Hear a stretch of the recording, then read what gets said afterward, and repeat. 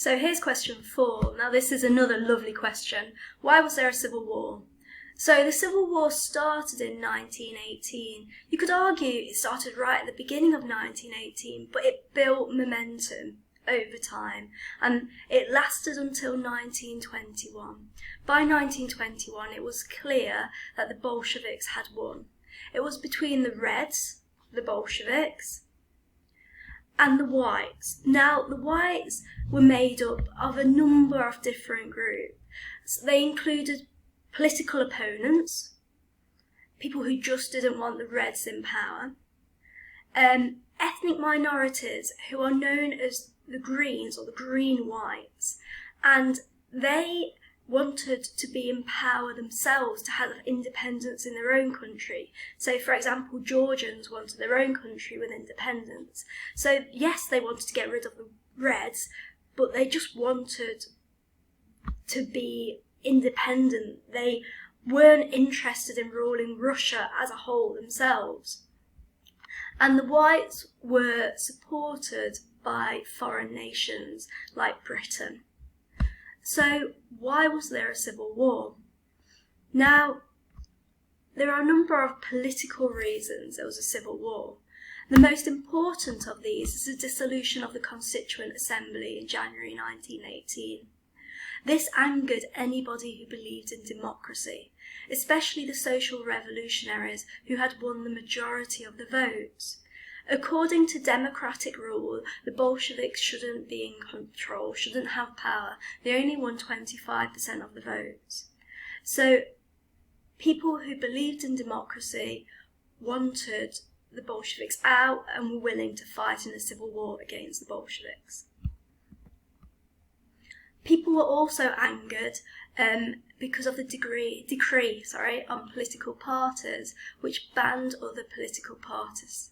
This especially angered the cadets, who were banned first, and they were willing to fight in a civil war to have an opportunity to contribute to democracy in the country. National minorities also fought in the Civil War. So people like the Georgians wanted independence.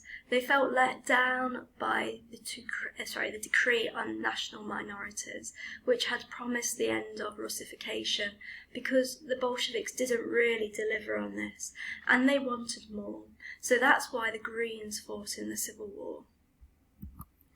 And the monarchists. The monarchists wanted to bring back the Tsar.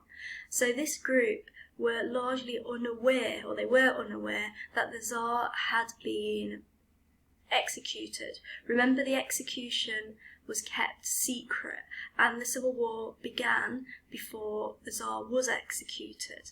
So that was another group who wanted to fight the Bolsheviks to have a chance to bring back the Tsar. They're the political reasons for the Civil War. The military reasons for the Civil War are chiefly, or the biggest one, was the Treaty of Brest-Litovsk of March 1918. Now, many thought the sacrifice or the compromises made in that treaty were an embarrassment to Russia and were too extreme. Because of the treaty, Russia had lost tracts of land all the way from the Black Sea to the Baltic, which they had to give to Germany. They also had to give 3 billion rubles. Rubles was the Russian currency, and rubles is spelled Roubles, to Germany. Once again, people thought this was just too much, and nationalists thought the war should be continued, whilst others thought that whilst the war should be ended, the Bolsheviks should never have compromised to such a degree. On top of this, the Allies, who had been fighting alongside Russia up until the Treaty of Brest-Litovsk, felt stabbed in the back by the Reds.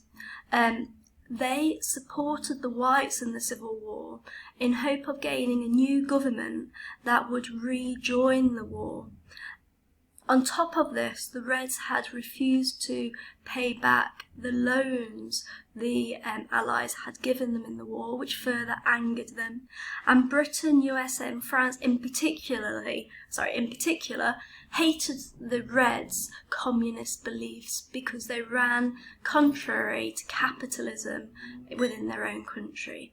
They didn't believe everyone should be economically equal, and they didn't want the Reds spreading that message. So the Allies supported the Whites in the Civil War.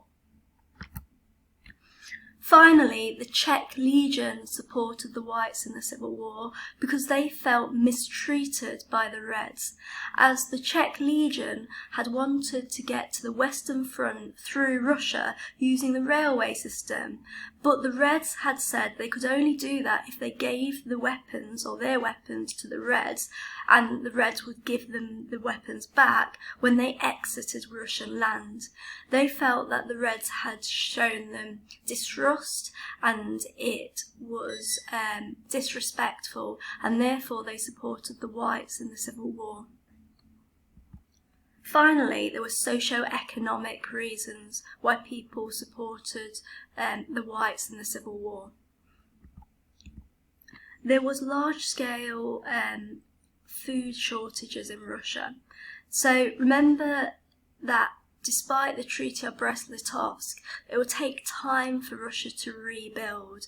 And in March 1918, the bread rationing in Petrograd was incredibly low, the lowest it has ever been, at 50 grams of bread per person. So that's one reason why people joined the civil war against the Reds.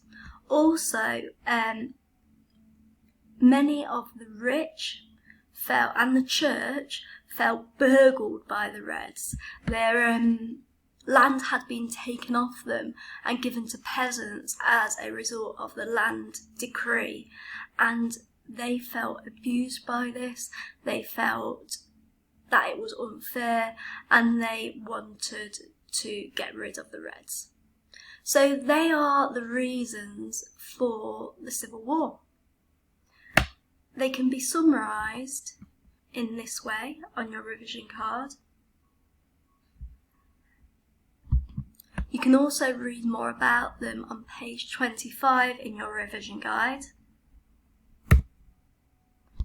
So to try to remember this and memorise it, retrace your dual coding diagram with your finger and verbalise the argument as you're going.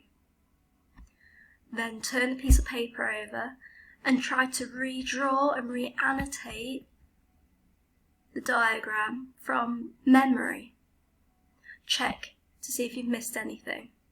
Finally, put away the dual coding diagram and see if you can speak through the reasons for the Civil War whilst picturing the diagram in your head.